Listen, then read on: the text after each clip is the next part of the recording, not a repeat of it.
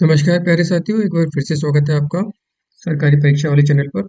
और Indian geography के इस लेक्चर में आज हम जो जियोलॉजिकल फॉर्मेशन है भारत की, उसके रिगार्डिंग बात करेंगे और उससे रिलेटेड कुछ इंपॉर्टेंट क्वेश्चंस को कवर करेंगे घटना चक्र के। तो फटाफट से शुरू करते हैं। Geological formation of India. तो अगर हम भारत के भौतिक विभाजन को समझें, उससे पहले हमको समझना पड़ेगा कि जो कॉन्टिनेंटल ड्रिफ्ट थ्योरी है, ठीक है, उसको समझते हैं। तो आज हम थोड़ी सी बात कर लेते हैं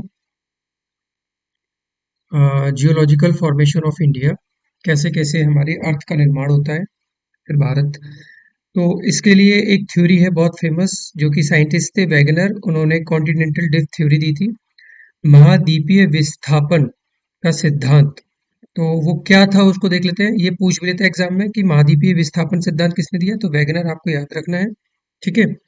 तो यहाँ एक मैप में हमने ये दर्शाया है कि इनके अकॉर्डिंग, वैगनर की जो थ्योरी है उसके अकॉर्डिंग, मान लीजिए ये पूरी की पूरी हमारी अर्थ है, और अर्थ पर एक बहुत बड़ा लैंडमास था। इस लैंडमास को उन्होंने कहा पेंजिया। ठीक है। और इसके चारों तरफ पानी था। उस वाटर को, जो पानी था, इन्होंने कहा पैंथालासा। पैंथालासा महासागर। ठीक है। कुछ भूगर्भिक घटनाएं होती हैं, सेंट्रीफ्यूगल फोर्स लगता है, जिसकी वजह से ये पेंजिया ब्रेक हो जाता है। आप इस मैप में देख सकते हैं कि ये पूरा पेंजिया लैंडमास का टुकड़ा है ना।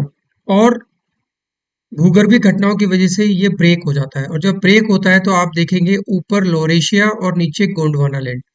यानी ऊपर वाला जो लैंड है, यानी अगर ये हमारी अर्थ है, अगर ये ब्रेक हो गया दो लैंड में, तो ऊपर वाली लैंड को इन्होंने कहा यूरेशिया, लोरेशिया। और नीचे वाला लैंड कहलाया गोंडवाना लैंड। ठीक है। अच्छा, यहाँ पैंथालासा सागर था, इनके बीच में जो नैरो स्ट्रेट बना, है ना, नैरो स्ट्रेट बना, इसको इन्होंने नाम दिया टेथिस सागर। अब ये नाम आपको याद रखने हैं, आगे जैसे हम पढ़ेंगे तो काफी इंपॉर्टेंट है। टेथिस सागर। फिर इन्होंने कहा ये घटना लगभग 150 मिलियन ईयर्स पहले की है। फिर 100 मिलियन ईयर एगो ये जो गोंडवाना लैंड है, इसके भी टुकड़े होते हैं। और आप देखोगे इस गोंडवाना लैंड के जो टुकड़े होते हैं, साउथ अमेरिका, अफ्रीका, और अफ्रीका से ही भारत की प्लेट अलग होती है, जो कि उत्तर दिशा में आगे बढ़ती है, और ऑस्ट्रेलिया और अंटार्कटिका। तो कभी कभी ये पूछ लेता है कि गोंडवाना लैंड का इनमें से कौन सा हिस्सा है, तो आपको याद होना चाहिए कि जितने भी साउथ में पड़ेंगे आपके, वो सारे के सारे कहाँ से निकले, गोंडवाना लैंड से। साउथ अमेरिका हो, अफ्रीका हो, इंडियन प्लेट हो, ऑस्ट्रेलियन प्लेट हो, या अंटार्कटिका हो। और जो यूरे लोरेशिया था, उससे बनता है नॉर्थ अमेरिका। ये वाला पार्ट नॉर्थ अमेरिका बनता है, इधर मूवमेंट होता है। और ये यूरोप के लिए मूवमेंट होता है। ठीक है। ये जो गोंडवाना लैंड है, इधर साउथ अफ्रीका, ये अफ्रीका, ये भारत का मूवमेंट है, ये ऑस्ट्रेलिया, और इस तरीके से। और ये आज का हमारा टुडे का मैप है, according to the continental drift theory, महाद्वीपीय विस्थापन सिद्धांत। तो आप देख सकते हो कि अगर हम आज के मैप को, इन सबको पकड़ करके मिला दें, इसको इधर खींच दें, इसको इधर खींच दें, तो आप देखोगे जिक्स एंड जॉब फिगर बनी हुई है। ये सारे आपस में मिले हुए हैं, जिसके आधार पर हम कह सकते हैं कि कभी ना कभी ये पूरा लैंडमास एक रहा होगा। ठीक है। फिर आगे हम बात करेंगे, जब फॉर्मेशन ऑफ हिमालय की हम बात करेंगे, तो वैगनर का कॉन्टिनेंटल ड्रिफ्ट थ्योरी है। आप यहाँ देखेंगे जो इंडियन प्लेट है, जब ये उत्तर की तरफ इसका मूवमेंट होता है ना, उत्तर की तरफ इसका मूवमेंट होता है, तो ये यूरेशिया यानी इस प्लेट से टकराती है। इस फिगर में आप देख सकते हो, ये इस तरफ मूव कर रही है, और ये पूरा के पूरा हमारा यूरेशिया प्लेट है। जब टकराती है तो यहाँ पर हमारा हिमालयन फॉर्मेशन होता है, इस तरीके से ग्रेटर हिमालय, लेजर हिमालय और शिवालिक रेंज। तो वो हम आगे देखेंगे। जो मूवमेंट है वो इस फिगर में मैंने दर्शाया है कि किस तरीके से कितने कितने टाइम पे, ये हालांकि पूछा नहीं जाता है, बस समझने के लिए कि किस तरीके से ये उत्तर मूवमेंट करती है हमारी इंडियन प्लेट, है ना। और ये कहाँ से किससे अलग होती है, तो अफ्रीका कॉन्टिनेंट से अलग होती है, नॉर्थ डायरेक्शन में ये मूव करती है, यूरेशिया से टकराती है, और हिमालय फॉर्मेशन होता है। ठीक है। अच्छा, ये तो हमारा कॉन्टिनेंटल ड्रिफ्ट थ्योरी होगी। आगे बढ़ते हैं। अगर हम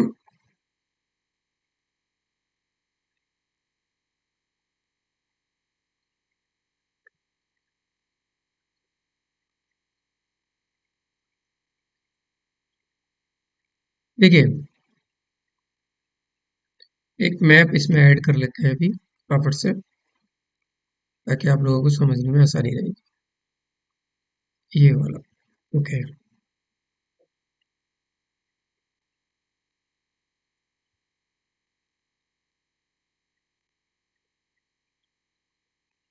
चलिए, आप यहाँ पर कुछ क्वेश्चंस जो पूछे जाते हैं, अगर हम इंडिया उपमहाद्वीप की बात करें, है ना, भारत को एक उपमहाद्वीप की संज्ञा दी जाती है। क्यों दी जाती है? क्योंकि जो भारत है हमारा, है ना, जो हमारा प्यारा भारत है, आप देखेंगे कि भारत के ऊपर पूरा हिमालयन रेंज है और नीचे पूरा हिंद महासागर है। तो ये प्राकृतिक सीमाओं द्वारा अलग होता है, इसलिए भारत को एक उपमहाद्वीप की संज्ञा दी जाती है। ठीक है। अब भारत के अंदर पाकिस्तान भी आ जाता है, बांग्लादेश भी आ जाता है, अगर भारत उपमहाद्वीप की हम बात करते हैं। ठीक है, अब तो वो बंटवारा हो चुका है, लेकिन वो पूरा के पूरा प्राकृतिक बाउंड्री से अलग है, जिसमें नेपाल भूटान भी शामिल है। अब आप देखेंगे कि यहाँ कुछ क्वेश्चंस आते हैं, जैसे कि जब भारतीय प्लेट अलग होती है, हमारी गोंडवाना लैंड का हिस्सा थी, तो आप देखेंगे सबसे पहले जो है अरावली रेंजेस का निर्माण होता है, जो हमारे सबसे पुराने पर्वत श्रृंखला है। और आप इस मैप में देख सकते हैं, ये पूरा के पूरा अरावली रेंज है ना। तो अरावली रेंज जो है आपकी, एक मिनट, हाँ, तो जो अरावली रेंज है, ये सबसे पहले फॉर्मेशन होती है, तो इसको 1 नंबर दे देते हैं। और ये आप देखोगे कहाँ से कहाँ तक है ये, गुजरात से शुरू होती है, गुजरात से होती हुई राजस्थान, राजस्थान को ये दो हिस्सों में बांटती है, पश्चिमी राजस्थान और पूर्वी राजस्थान। पश्चिमी राजस्थान ये जयपुर वाला हिस्सा कहलाता है, और पश्चिमी राजस्थान जोधपुर, जैसलमेर, जो कि डेजर्ट वाले पार्ट में आता है। फिर आगे बढ़कर ये हरियाणा से होती हुई दिल्ली, और दिल्ली का जो राष्ट्रपति है रायसीना भवन और जेएनयू यूनिवर्सिटी, इन्हीं अरावली रेंजेस पर बसी हुई है। तो ये पहली हमारी अरावली रेंजेस है जो बनी।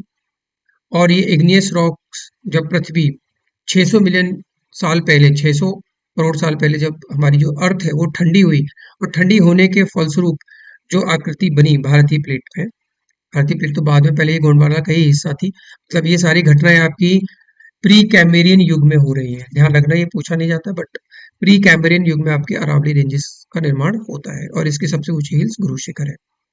दूसरे नंबर पर, यही अगर हम एक सीधी रेखा खींचते हैं, तो दूसरे नंबर पर यहाँ पर अगर आप देखेंगे, ये पूरी की पूरी रेंज सेकंड नंबर पे, और इसको बोलते हैं धारवाड़। ठीक है, मैंने यहाँ लिखा हुआ है, धारवाड़ रेंजेस का निर्माण होता है। और क्योंकि अब तक जीवों की उत्पत्ति हुई नहीं थी, इसलिए यहाँ पर आप देखोगे धारवाड़ रेंजेस हो गया, तो यहाँ लोहा और जो धात्विक खनिज होते हैं, ये अधिक मात्रा में आपको पाए जाते हैं। फिर तीसरे नंबर पे कुडप्पा रेंज आती है। कुडप्पा रेंज ये ईस्टर्न का पार्ट है, ईस्टर्न घाट का, ये भी कैम्ब्रियन युग में ही बनती है, इसको आप थर्ड नंबर दे सकते हो।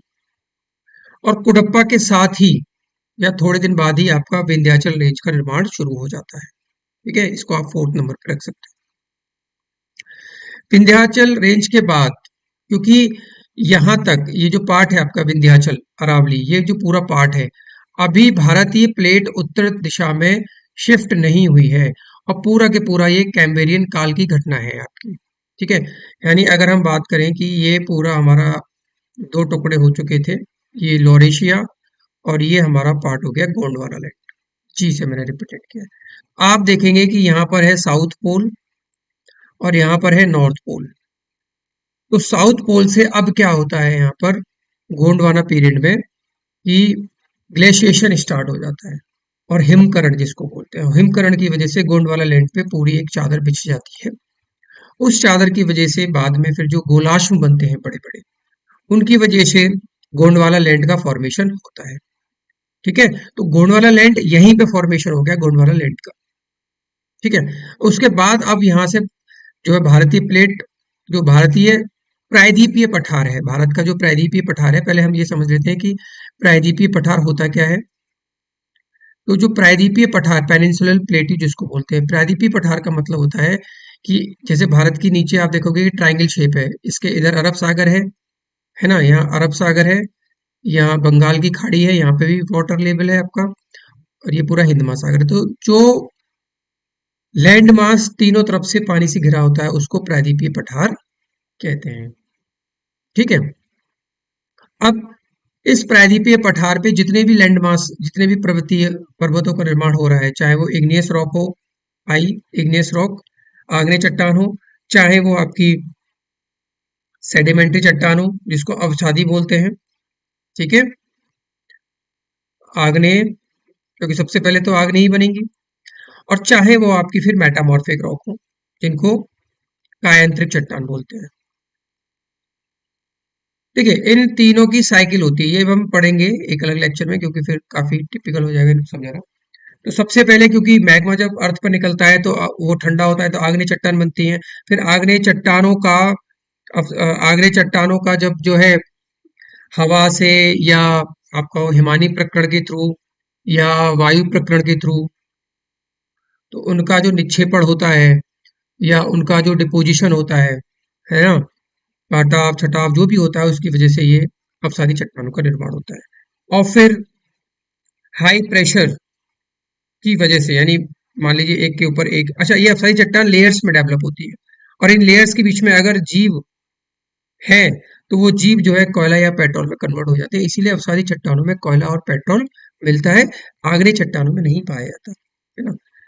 कायांतरिक चट्टान की बात करें, जैसे कायांतरिक चट्टान का एग्जांपल संगमरमर है, तो ये सब एक साइकिल की फॉर्मेशन में चलता है। एक मिनट, इसको मिटा देते हैं। तो आप देखेंगे कि जो हमारी, मैंने ये इसलिए बताया इग्नियस रॉक्स, ये मेटामॉर्फिक रॉक्स का एग्जांपल इसलिए दिया कि जो हमारी चट्टानें थी, यानी जो अरावली रेंजेस थी, पहले वो आग्नेय चट्टान जो ठंडी होकर बनी, प्रारंभिक रूप इनका आग्नेय चट्टान था। बाद में हिमानी प्रकरण, वायु प्रकरण और जलीय प्रकरण की वजह से ये सेडिमेंट्री रॉक्स में कन्वर्ट हो जाते हैं। यानी धारवाड़ रॉक क्या है, आपकी सेडिमेंट्री रॉक्स है। और धारवाड़ आपका कहाँ मिलता है? कर्नाटक, शिमोगा डिस्ट्रिक्ट, और बाबू बूडान की खाने, ये सब धारवाड़ के आसपास का ही क्षेत्र है ना। तो यहाँ पर आपकी धात्विक खनिजें काफी मिलेंगी, सोना, लोहा, है ना। फिर इसके बाद कोडप्पा रेंज, विंध्या रेंज। अच्छा, विंध्या और कोडप्पा में एक खास बात यह है कि यहाँ पर आपका कैल्सिनेशन स्टार्ट हो गया था, यानी चूना पत्थर यहाँ मिलता है, इसका मतलब जानवरों की उत्पत्ति हो चुकी थी, मनुष्य की उत्पत्ति हो चुकी थी इस पीरियड तक आते आते। इसीलिए यहाँ पर आप देखेंगे कि जो चूना का निक्षेपण है यहाँ पर अधिक पाया जाता है। फिर उसके बाद आप देखेंगे जो हिमानीकरण हमने बताया गोंडवाना लैंड में, तो गोंडवाना लैंड में हिमानीकरण की वजह से जो गोलाश्म का निर्माण हुआ, और क्योंकि यहाँ जानवर और ये सब बन चुके थे, तो गोंडवाना लैंड जो है हमारा, ये गोंडवाना लैंड कहते तो इस पूरे को ही है, लेकिन भारत के लिए अगर हम बात करते हैं तो ये पूरा जो क्षेत्र है इसको गोंडवाना कहते हैं। गोंड जनजाति के नाम पर इसका नाम पड़ा है। और भारत की गोंड जाति, जनजाति जो है, धन्य है कि उसके नाम पर जो है हम देखते हैं कि एक लैंड मास का नाम पड़ा, जिसमें से कि अफ्रीका, साउथ अमेरिका, है ना, अंटार्कटिका और ऑस्ट्रेलिया उपमहाद्वीप निकले, भारत की एक जनजाति के नाम पर उसका नाम था। तो बड़ी बात है, गर्व की बात है। आगे देखते हैं। गोंडवाना लैंड बनता है तो ये बाद में बनता है, और इसमें आप देखेंगे कोयले के निक्षेप बहुत ज्यादा पाए जाते हैं। फिर उसके बाद आप देखेंगे कि जो भारतीय प्लेट है, आप जैसे मान लीजिए, मैं इसमें दिखाता हूँ आपको, पीछे चल दे थोड़ा सा, या यहीं पे हम बना लेते हैं इसको रफ करके।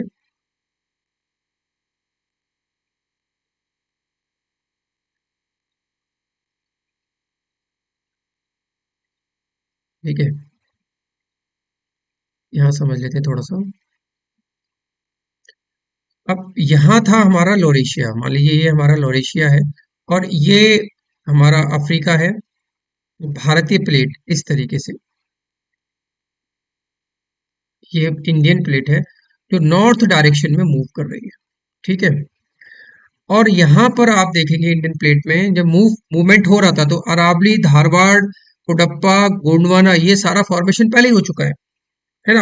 अब यहाँ पर जब टक्कर हो रही है आपकी, टक्कर के फलस्वरूप क्या होता है, यहाँ पर सबसे पहले, क्योंकि टक्कर में होता क्या है, जब टक्कर होती है, यहाँ बीच में हमने जैसे बताया था, देखो टक्कर का एक सिद्धांत, जैसे मान लीजिए दो प्लेटें हैं आपकी, ठीक है, एक प्लेट आपकी नीचे धंसती है, और एक प्लेट आपकी ऊपर निकल जाएगी। ठीक है, इस तरीके से, जैसे मान लीजिए दो प्लेटें हैं, और ये इधर मूवमेंट है और ये इधर मूवमेंट है इस प्लेट का, तो आप देखोगे जो हल्की प्लेट होगी, मान लीजिए हल्की प्लेट है, हल्की चीज ऊपर उठेगी और भारी चीज नीचे बैठेगी, जिसकी डेंसिटी ज्यादा होगी। भारतीय प्लेट भारी प्लेट है, कैसे कह सकते हैं? क्योंकि उस पर पानी है और पानी की density as compare to the land ज्यादा होती है।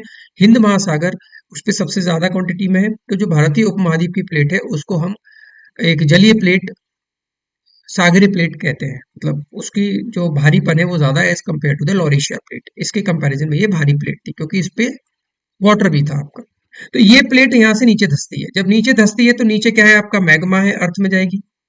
और मैग्मा जब पिघलता है तो फिर से संवहनीय धारा पैदा होती है, और वो फिर इधर उधर रेडियल डायरेक्शन में डिस्ट्रीब्यूट होता है, नीचे ही नीचे। और वो फिर कहीं ना कहीं से, क्योंकि तरंगों का रूप लेता है, और कहीं ना कहीं से जहाँ भ्रंश होगा वहां से निकलता है। और भ्रंश कहाँ था? यहाँ पर जो विंध्याचल रेंज है आपकी, अगर हम यहाँ पर इसको देखेंगे, इसको थोड़ा सा रेज कर देते हैं, ठीक है। तो जो भ्रंश है आपका, जैसे विंध्याचल रेंज है, ये सतपुड़ा रेंज है, यहाँ पर नर्मदा और ताप्ती का भ्रंश था। तो यहाँ से जो है लावा उद्गार होता है, और वो लावा पूरा यहाँ डेक्कन पर फैल जाता है। महाराष्ट्र में सबसे ज्यादा इसका उद्गार होता है।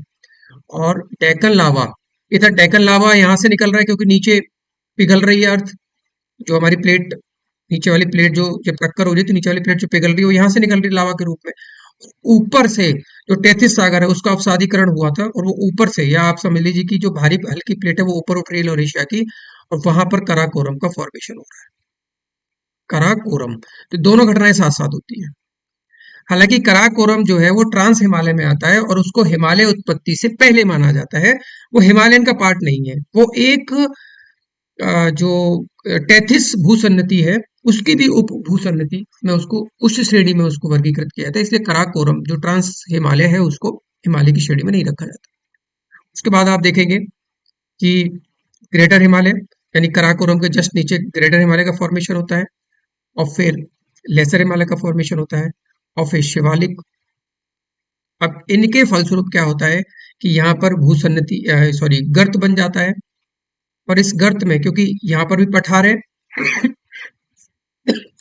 पठार से नदियां जो अवसाद लाएंगी और हिमालय से जो अवसाद लाएंगी वो इस गर्त में भरा जाएगा, और एक जलोढ़ मैदान का निर्माण होगा। तो ये पूरा के पूरा आपका जियोलॉजिकल फॉर्मेशन है भारत। इसको एक एक करके हम पढ़ेंगे। तो आज के लेक्चर में हम जो नया सीखा उससे रिलेटेड जो क्वेश्चन है वो देख लेते हैं। इसको पूरा रफ कर देते हैं एक बार। तो आप देखेंगे कि हमारे लिए जो point of exam point of view से ये जो इनका टाइम पीरियड है बहुत ज्यादा इंपॉर्टेंट है, ठीक है। फिर आगे जैसे जैसे क्लासेस होगी तो हम उसमें उनका क्लासिफिकेशन देखेंगे। तो सबसे पहले हम बात करेंगे, वापस आ जाते हैं, क्वेश्चंस को देख लेते हैं हम। अच्छा, जो भारत है हमारा, जियोलॉजिकल फॉर्मेशन हमने देख लिया। फिर उसके आधार पर भारत के जो आकृतिक प्रदेश है, भू आकृति है, उसको कितने क्षेत्र में बांटा गया है।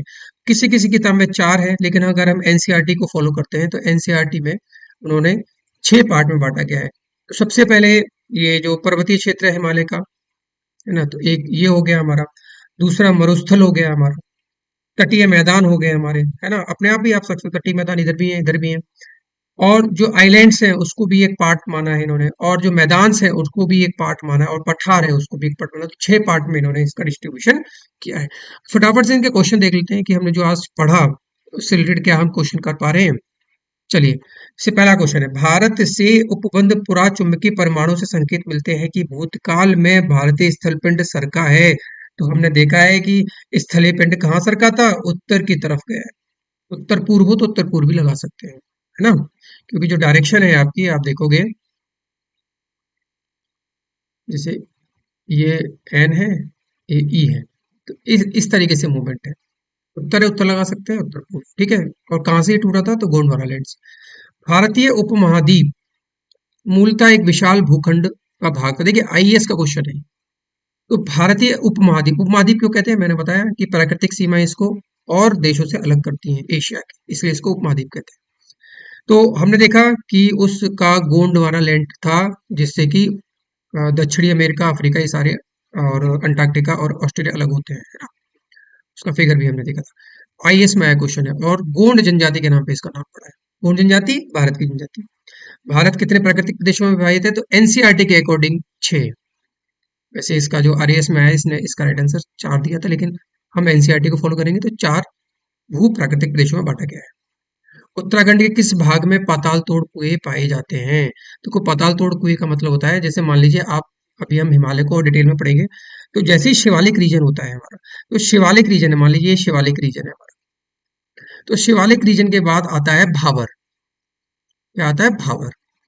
अब भावर में बड़े बड़े बुलडोजर मतलब पत्थर पाए जाते हैं, तो जो नदियां हैं ना इन पत्थरों के नीचे समाहित हो जाती हैं, छुप जाती हैं। और फिर इसके तुरंत बाद आपको मिलेगा ये तराई रीजन।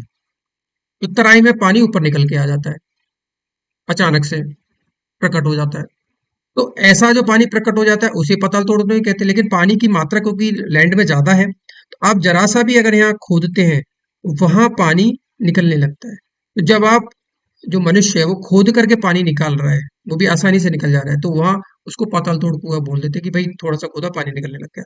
तो वो क्वांटिटी उत्तराखंड में पाई जाती है। क्यों? क्योंकि वहां उत्तराखंड के भी कौन से पार्ट में? तराई भाग में पाया जाता है ना। भू आकार की रचना के संबंध संबंध में निम्नलिखित, देखो ये बहुत अच्छा क्वेश्चन है, इसको अच्छे से पढ़ते हैं। जिससे संरचनात्मक दृष्टि से मेघालय पठार दक्कन पठार का ही विस्तारित भाग है, ये पूछ रहा है। तो देखिए इसको मैप पे हम थोड़ा सा समझ लेते हैं। जैसे कि इसका मैप हम यहाँ देखते हैं,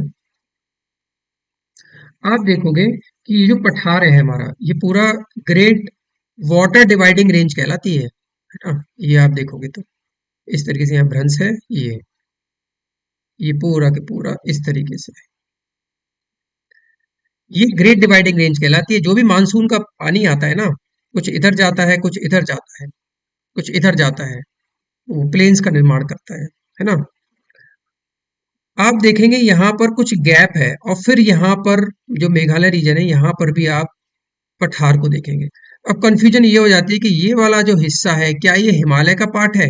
ध्यान रखना है कि ये मेघालय वाला पार्ट है, ये भी इसका ही हिस्सा है, उत्तरी उत्तर पूरब की तरफ जो मूवमेंट हुआ है। लेकिन यहाँ पर एक मालदा गैप पड़ता है, जिसकी वजह से ये अलग हो गया है, जो कि वेस्ट बंगाल में है। तो मालदा गैप की वजह से लगता है कि ये हिमालय का पार्ट है, बट हिमालय का पार्ट नहीं है। मेघालय के गारो खासी जयंतिया भी प्रायद्वीपीय पठार का हिस्सा है, जो पूरब की तरफ बढ़ा हुआ है। ठीक है। बाकी हिमालय का हिस्सा हमारा ये पूरा के पूरा है। ग्रेटर हिमालय में आप देखोगे कि ये फिर यहाँ से नमचा और साउथ टर्न ले रहा है, अराकन योमा वाला भी पार्ट है। और फिर नीचे इंडियन जो बंगाल पे ऑफ बंगाल है, अंडमान निकोबार ओशियन में भी हिमालयन अंश पाए जाते हैं। तो अंडमान निकोबार द्वीप समूह पे भी क्वेश्चन आता है कि ये हिमालय का अंश है? बिल्कुल अंश है हिमालय का। हिमालय का जो सदर्न पार्ट बढ़ा हुआ है, अराकन न्यूमा वाला, वो अंडमान निकोबार से होता ही जाता है। और दूसरा, यहाँ पर वॉल्केनिक एक्टिविटी भी है, तो वॉल्केनिक एक्टिविटी से भी इसका निर्माण हुआ है, और कोरल रीफ के द्वारा भी इसका निर्माण हुआ है। जबकि लक्षद्वीप जो है हमारा आइलैंड, केवल और केवल कोरल रीफ से ही बना हुआ है। ऐसे क्वेश्चन फंसाने के लिए वो आजकल दे रहा है। तो इस क्वेश्चन में अब समझ में आ जाएगा। अभी इसको पढ़ते हैं अच्छे से। अच्छा क्वेश्चन था कि ये रहा, संरचनात्मक दृष्टि से मेघालय पठार दक्कन पठार का ही विस्तारित भाग है, तो ये तो क्लियर हो गया, बिल्कुल भाग है। कश्मीर घाटी की रचना समभिन्नति में हुई है, हाँ, ये भी आपकी बात सही है। ठीक है। गंगा मैदान की रचना अग्र गर्त में हुई है, बिल्कुल। एक गर्त बना हुआ था पहले, फिर यहाँ से नदियों ने इसको भरा और पठार की नदियों ने इसको भरा, जिसकी वजह से जलोढ़ मैदान का निर्माण हुआ। ये भी बात सही है। हिमालय की उत्पत्ति भारतीय प्लेट, यूरोपीय प्लेट, चीनी प्लेट कहाँ से आ गई? केवल और केवल यूरोपीय प्लेट और भारतीय प्लेट के टकराव से हुई है। चीनी का तो कोई नाम ही नहीं है। इसका राइट आंसर क्या हो जाएगा? 1 2 3। ठीक है, आगे बढ़ते हैं। ठीक है, लोअर पीसीएस में आया है।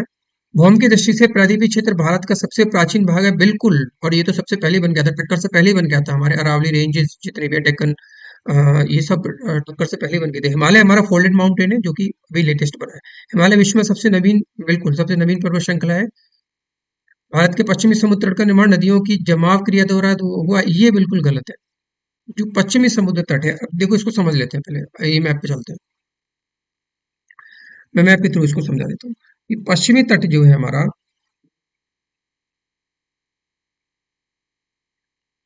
आप देखेंगे ये जो वेस्टर्न हमारा आइलैंड्स, जब भारत का मूवमेंट इस तरफ होता है, जैसे मान लीजिए ये हमारा गोंडवाना लैंड था, एक मिनट, है ना। ये हमारा गोंडवाना लैंड था, और यहाँ से फिर हमारा साउथ अमेरिका, फिर ये भारतीय प्लेट यहाँ से हमारी चल रही है। ठीक है, जब इस तरफ मूवमेंट हो रहा है और यहाँ पर हमारी यूरेशियन प्लेट है। आप देखेंगे जब यहाँ से ग्लेशियन पीरियड के टाइम पे ये अलग होते हैं, और अलग जैसे ही होते हैं तो यहाँ पर जो अरेबियन प्लेट थी, ये जो अरेबियन प्लेट थी ये नीचे धंसती है और ये ऊपर उठ के टकराती है इससे। तो यहाँ पर ये अरेबियन सी जिस, ये भी इसके नीचे अगर आप देखेंगे तो एक पठारी रीजन मिलता है जिस पे पानी भर गया, क्योंकि ये टूटा और टूटने के बाद ये नीचे धंसी और ये ऊपर की तरफ उठी। तो यहाँ पर एक खड़ा कागार बना, जिसको आज हम ब्लॉक माउंटेन के नाम से जानते हैं, और वही वेस्टर्न हिमालय है। तो वेस्टर्न हिमालय क्या है? Block mountain. ब्लॉक माउंटेन क्या है? क्या होता है, मान लीजिए कि मान लीजिए एक दरार यहाँ पड़ी हुई है बीच में, और ये दरार की वजह से ये वाला पार्ट नीचे खिसक गया। तो आपको देखें, आपको लगेगा कि ये पार्ट तो नीचे हो गया, ये पार्ट ऊपर है। तो ये हिमालय जैसे लगेंगे, बट मतलब पर्वत जैसे लगेंगे, बट पर्वत तो है नहीं, धोखे से बन गया। ये ब्लॉक माउंटेन कहलाते हैं। तो यहाँ पे देखा आपने कि भाई अरेबियन प्लेट नीचे धसी, ये ऊपर उठी, जिसकी वजह से ये खड़ा कागार बना। तो ये एक ब्लॉक माउंटेन की रेंज में आता है। हम क्वेश्चन को देखते हैं। भारत के पश्चिमी समुद्र तट का निर्माण नदियों के जमाव से कहा हुआ है? जो गलत हो गया ना। भारत में गोंडवाना शिलाओं में कोयला, बिल्कुल सही बात है। तो इसका जो गलत है वो सी है। फिर ये मिला रहा है कि भाई आप मिलाइए, दक्कन ट्रैप का निर्माण कब हुआ, पश्चिमी घाट का निर्माण कब हुआ, और ऊपर क्या है आपका, अरावली का निर्माण कब हुआ, और नर्मदा ताप्ती। तो हम जानते हैं अरावली तो भाई सबसे पहले बना है, प्री कैम्ब्रियन युग, है ना। तो अरावली का जो है क्या हो जाएगा, प्री कैम्ब्रियन युग में बना है। इसके टाइम पीरियड को हमने मेंशन नहीं किया था। ये जो प्री कैम्ब्रियन है ये तो आप याद रखिए, प्री कैम्ब्रियन आपका अरावली में आता है, बिल्कुल, अरावली। ठीक है। और दक्कन ट्रैप देखिए, यहाँ देख लेते हैं। दक्कन ट्रैप जो है उसकी उत्पत्ति कब होती है? क्रिटेशियस काल में होती है। ये काल आप याद रखिए। ये पश्चिमी घाट की उत्पत्ति होती है सैनोजोइक, उत्तर नूतन, बिल्कुल काल है जो सैनोजोइक उसमें होती है। अरावली प्री कैम्ब्रियन युग में। और जलोढ़ निक्षेप जो है वो अत्यंत नूतन काल में हमारे होते हैं। ठीक है।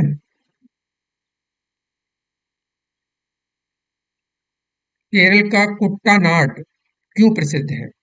तो ये थोड़ा सा डिफरेंट क्वेश्चन है, मेंस में आया हुआ, काफी इंपॉर्टेंट है। तो अगर हम बात करें भारत का सबसे न्यूनतम ऊंचाई वाला क्षेत्र कौन सा है, तो केरल का कुट्टानाड है। और यहाँ ये अपनी एक अलग तरह की कृषि के लिए, जो यहाँ खेती होती है उसके लिए भी फेमस है।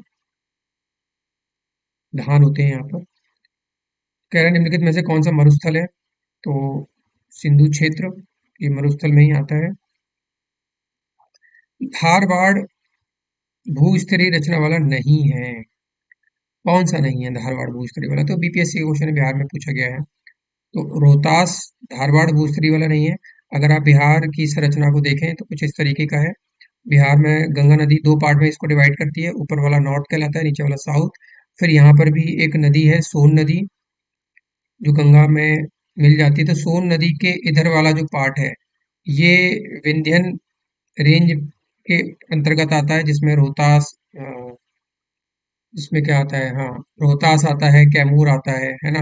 जबकि इधर वाला जो पार्ट है साउथ का, साउथ पूर्व वाला जो पार्ट है, तो ये आपका गोंडवाना लैंड का पार्ट है, जिसमें रोहतास, नवादा, जमुई आता है। तो ये जो है पार्ट कहीं कहीं आपका धारवाड़ संरचना को रिप्रेजेंट करता है। तो जब तक आप इसका बिहार की ज्योग्राफी आपको पता नहीं होगी तो इसका आंसर देने में थोड़ी कठिनाई हो सकती है। ठीक है।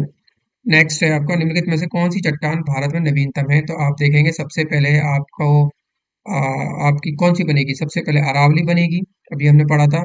सबसे पहले अरावली बनी, फिर धारवाड़ बनी, है ना। फिर धारवाड़ बनी, फिर धारवाड़ के बाद हमने देखा कुडप्पा, कुडप्पा के बाद हमने देखा विंध्यन, और विंध्यन के बाद गोंडवाना। गोंडवाना सबसे नहीं है, तो आंसर क्या हो जाएगा इसका? डी पार्ट हो जाएगा। आगे देखते हैं। जेडी डाना ने भारतीय उपमहाद्वीप के चट्टानों के भूगर्भीय इतिहास के लिए एक विशेष भूगर्भिक समय मापक तैयार किया। तो ये तो रटने वाला क्वेश्चन है। भूगर्भिक ने जो भारतीय चट्टान को भारत के अनुसार जो जियोलॉजिकल सर्वे भारत का अपना, तो उसके अनुसार इन्होंने 4 युग बांटे हैं, आर्कियन, पौराणिक, द्रविडियन और आर्यन। ये बात तो सही है, बाकी ये डाना नहीं थे। ये कौन थे? तो ये हॉलैंड थे। ठीक है। गंगा के मैदान को किस रूप में वर्णित किया गया है? तो इसको जियो सिंक्लाइन कहते हैं। तो नेक्स्ट, ज्योग्राफी में हम पूरा घटना चक्र कवर कर रहे हैं एक एक करके। तो उत्तर का जो पर्वतीय प्रदेश है, यानी पूरे हिमालय रीजन को हम कवर करेंगे। इसमें जितनी भी चोटियां हैं, जितने भी दर्रे पड़ते हैं, जो हमारे एग्जाम पॉइंट ऑफ व्यू के लिए इम्पोर्टेंट है। तो ठीक है साथियों, अगर वीडियो अच्छी लगी तो सब्सक्राइब जरूर करिए हमारे चैनल को। धन्यवाद।